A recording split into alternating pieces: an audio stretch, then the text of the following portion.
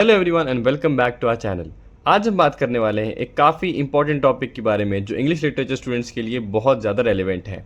20th century literature और specially उसके सबसे बड़े मूवमेंट्स मॉडर्निज्म और पोस्ट मॉडर्निज्म। अगर आप कंफ्यूज होते हैं कि इन दोनों में क्या फ़र्क है तो ये वीडियो आपकी बहुत हेल्प करने वाली है। तो चलिए शुरू करते हैं। सबसे पहले समझते हैं कि 20th सेंचुरी लिटरेचर होता क्या है। सिंपल वर्ड्स में ये वो लिटरेचर है जो 1900 से लेकर 2000 तक लिखा गया है, लेकिन इसमें सबसे ज़्यादा इंपॉर्टेंट दो फेजेस हैं, मॉडर्निज्म और पोस्ट मॉडर्निज्म। अब सवाल ये आता है कि स्टूडेंट्स को इन दोनों के डिवीजन में डिफ़िकल्टी क्यों होती है। ये दो मूवमेंट सिर्फ एकेडमिक लेबल्स नहीं हैं, ये बताते हैं कि 20th सेंचुरी के लोगों ने अपनी दुनिया, अपनी आइडेंटिटी और ट्रूथ्स को कैसे देखा था। इसका पहला रीज़न ये है कि लिटरेरी पीरियड्स कभी भी एक एग्जैक्ट कैलेंडर डेट से शुरू नहीं होते। जैसे 1900 में मॉडर्निज्म शुरू नहीं हुआ था और 1949 में पोस्ट मॉडर्निज्म शुरू नहीं हुआ था। ये सिर्फ कन्वीनियंट मार्कर्स हैं एक ग्रेजुअल शिफ्ट को समझने के लिए। दूसरा रीज़न ये है कि दोनों मूवमेंट्स ओवरलैप करते हैं। सैमुअल बेकेट जैसे राइटर्स जिनका वेटिंग फॉर गोदो 1953 में स्टेज हुआ, उन्हें कभी लेट मॉडर्निस्ट कहा जाता था तो कभी पोस्ट मॉडर्निज्म के पायनियर्स। तीसरा रीज़न है कि दोनों मूवमेंट कुछ टेक्निक्स शेयर करते हैं, जैसे फ्रैगमेंटेशन, नॉन लिनियर नैरेटिव्स और ट्रेडिशनल रियलिज्म से रिजेक्शन। फर्क सिर्फ ये है कि इन टेक्निक्स के पीछे का एटीट्यूड अलग है, जो हम थोड़ी देर में डिटेल में समझेंगे। सबसे पहले बात करते हैं मॉडर्निज्म की। 20th सेंचुरी लिटरेचर का पहला बड़ा मूवमेंट मॉडर्निज्म रफली 1890 से लेकर 1945 तक फैला हुआ है और इसका पीक पीरियड है 1910 से 1930 के बीच। ये विक्टोरियन एरा के बाद आता है जब लिटरेचर रियलिज्म, मोरालिटी और ऑर्डरली स्टोरी टेलिंग पे बेस्ड था। हिस्टोरिकल कॉजेज सबसे बड़ा ट्रिगर था फर्स्ट वर्ल्ड वॉर 1914 से 1918 तक। इस वॉर में हुई मैसिव इंडस्ट्रियल स्केल डिस्ट्रक्शन ने लोगों का फेथ कंप्लीटली तोड़ दिया, प्रोग्रेस में, रिलीजन में और ह्यूमन रीजन में।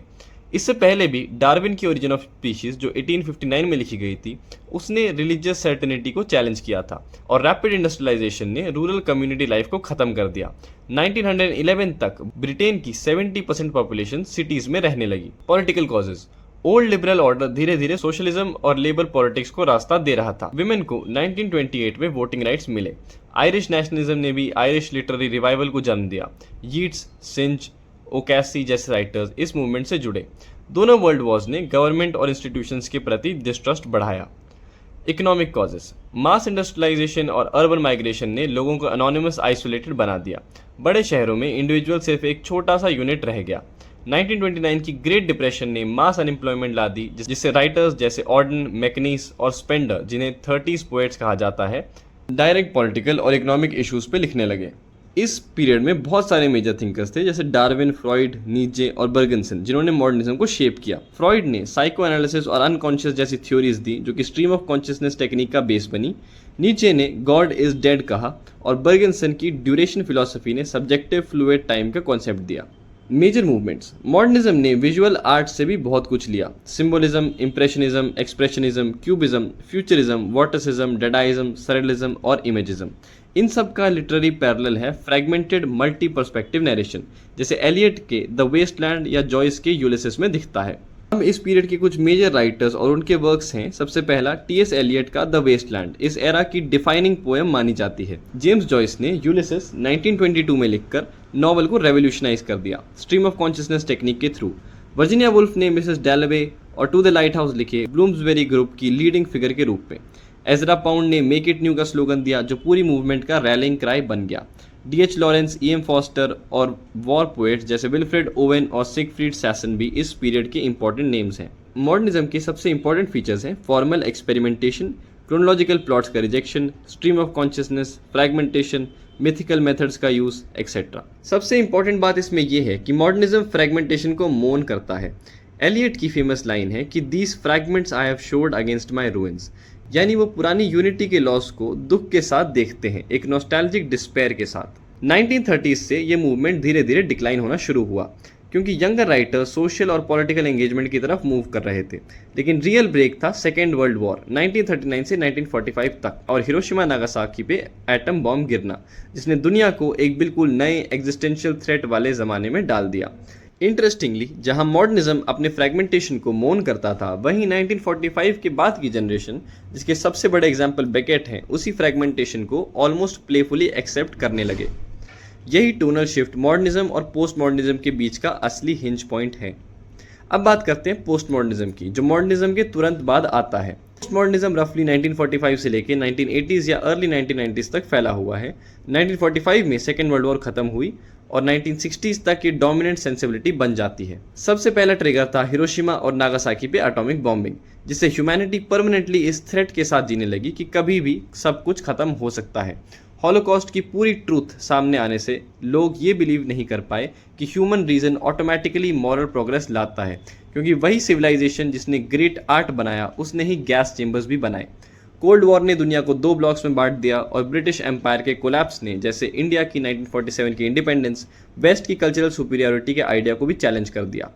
पोस्ट वॉर ऑस्टेरिटी के बाद 1960s में कंज्यूमर बूम आया। 1980s में थैचरेट फ्री मार्केट इकोनॉमिक्स और डीरेगुलेटेड फाइनेंस ने एक नए yippie मटेरियल्स कल्चर बनाया। मास कंज्यूमर कल्चर और एडवर्टाइजिंग ने जॉन बॉड्रिलार्ड के अकॉर्डिंग हाइपर रियलिटी क्रिएट कर दी, जहां इमेजेस रियलिटी को रिप्लेस करने लगती हैं। डीकोलोनाइजेशन, 1968 के स्टूडेंट प्रोटेस्ट और feminism, gay rights, civil right movements ने पुरानी हायरार्कीज को चैलेंज किया।